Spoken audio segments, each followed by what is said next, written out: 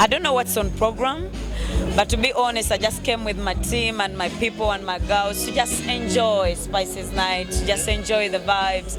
So for me, I'm here for the positive vibes. I'm here to enjoy success of my other female musician. I'm here to support her genuinely. So yeah, let's just spread love. I'm here to spread love and light and support. So you as an artist, how big is an EP listeners party to an artist? I mean, it's a big deal for you. You might see this. I just came here. It just took me 3 hours to get ready, but I don't know. It might have taken her 3 months to get ready for this. So abantu abalabako akantu katono nnyo naye abataddemu time ne ssente na buli because nange ndi muyimbi mbimanyi. So it means a lot that we support each other. So that effort is affe tetuwulira ng'ezigenda bugenzi nga abantu tebazinotusinze oba abayimbi bannaffe tebazinotusinze.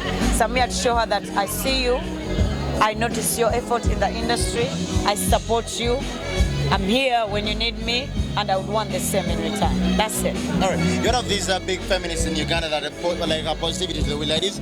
Do we see you and Spicy doing a collaboration anytime soon? I mean, I didn't know that I'm going to be here tonight, but I'm here. Okay. I don't know what the future is holding for me, but I'm excited for whatever God would want me to be part of, because I know one thing, everything happens for a reason. So tonight just happened, tomorrow will happen, and if that day happens, it will happen. All right. Yeah. Let's let you go, and thanks for looking gorgeous. Enjoy your night. Thank you. Thank you. Positivity. Wakajukira byonna okwogerako.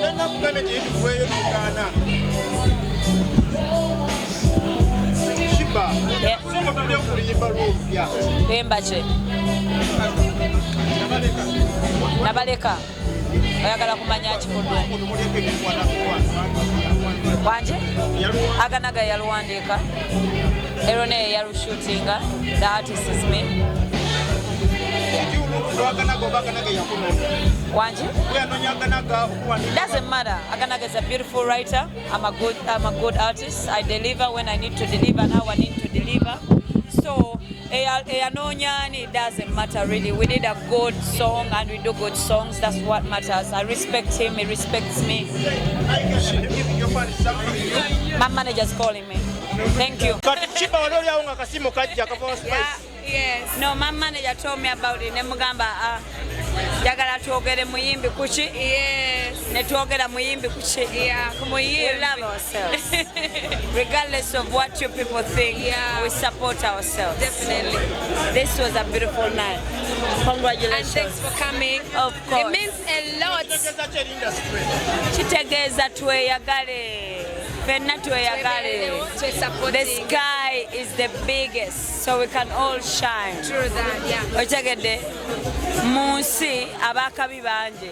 Tekitegeeza mbo wakabi alina kuba omu. Definitely. Sobola okuba abakabi nga 18.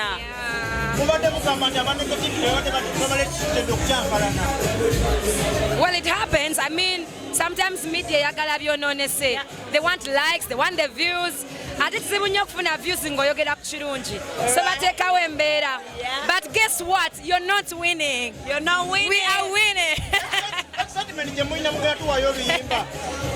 Tetugenda bagamba buli programu yaffe kati.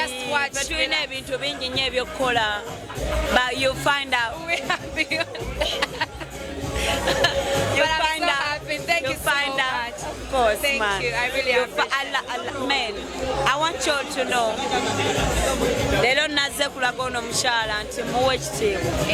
Nazze kulaga ono mukyala nti manyi kyakola. Nazze kulaga ono mukyala nti manyi effort gy'ateekamu. Nazze kulaga ono mukyala nti bye bamugamba nti muwalana si bituufu. That's not right. And I believed in that from day one. I knew that because we've met on so many occasions and there's been only positive vibes. Yeah. And I'm so happy that today you made it. Yeah. I'm so happy. It's one of my best moments in life. Well, this happens to all of us. I mean, tuli bakazi ate tunyirira fenna. So oba onyirira bino bisubire. I mean, look at her. she's a diva, she's a queen, she's sexy. So, but then, techiwa musajja yena luksa, umwe disrespectinga. Eminimu jaffe buli omu agijudginga nga bw'ayagala. But let me tell you, can't judge someone. Olwokuba yambala kamini, olwokuba we dress for ourselves before we dress for you. So let's learn to respect people's businesses. Bwe mba nze ku show, nze kuyimba, entertaining, I still could disrespect my body, yeah? So that wasn't right. It has a name interviews in Nakola. Nabagambanga, it's not right. I've been a victim. I mean, buli muchala omuyimbi ngali good looking has been a victim. Yeah. But we're gonna fight till the end because we don't believe in that. Yes, and I really appreciate you for the courage. Babuli omwaso kujajinga, buli mwachitola mungeriye. Nayo kuwana kama inoga no, I'm going to fight for this. Ate chigenda koma because you spoke, and when you speak, everybody will hear because you have the numbers, you have what it takes, and you have the voice. So I think we are going to speak more and more. Katuafunyama tukumide kuye kubanga omuntu nga ye bwayogera nawe okumanogamba if she can speak I can also speak because she's our mentor. Atukumya atulaga manyi if you can do this, you know. So nafe twagumye kati we are speaking about it. Sheebah tusobeka concert. Ngenda bagamba jabaita She will tell you. lero lunaku lwa spice. Yes. Si lwange olunaba olwange nja bagamba Tumaliriza mu studio twesunze. tugenda kumaliriza mu kino njagala mukkirize nti fe abaddako okufuga abakazi atali ready bakazi kufuga amadde nsaba agende ave mu industry.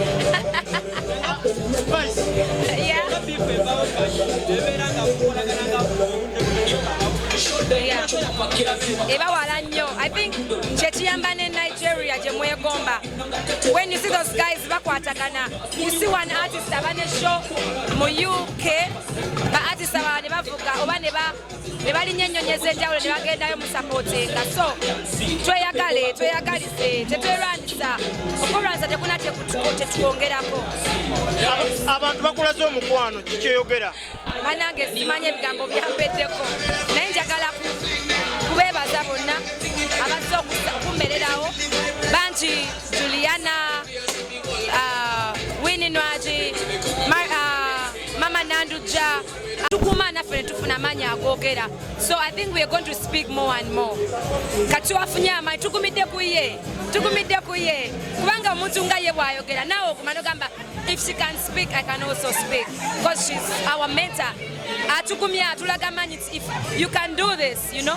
So naffe twagumye kati we are speaking about it. Sheebah tusobeka concert. Ngenda bagamba jabaita She will tell you. lero lunaku lwa spice. Yes. Si lwange olunaba olwange nja bagamba Tumaliriza mu studio twesunze. tugenda kumaliriza mu kino njagala mukkirize nti fe abaddako okufuga abakazi atali ready bakazi kufuga amadde nsaba agende ave mu industry.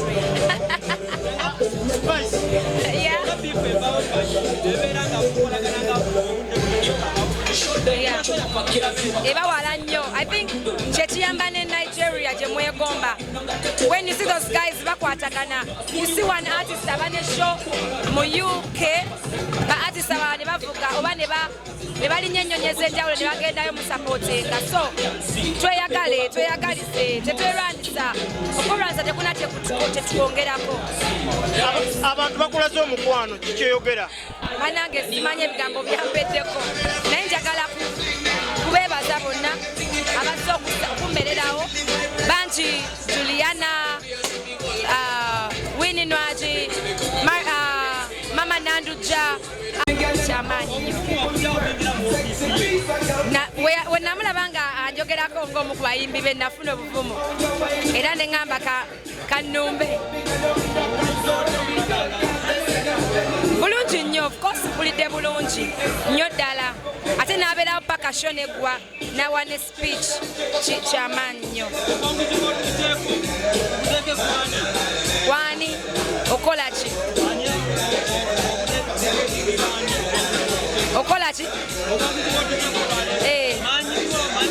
Of course maanyi ga management kyamaanyi nnyo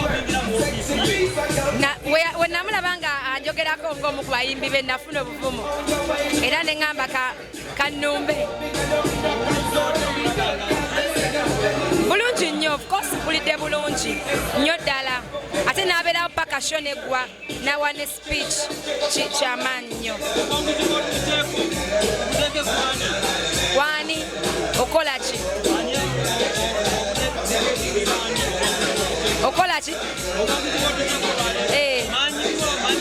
of course maanyi ga management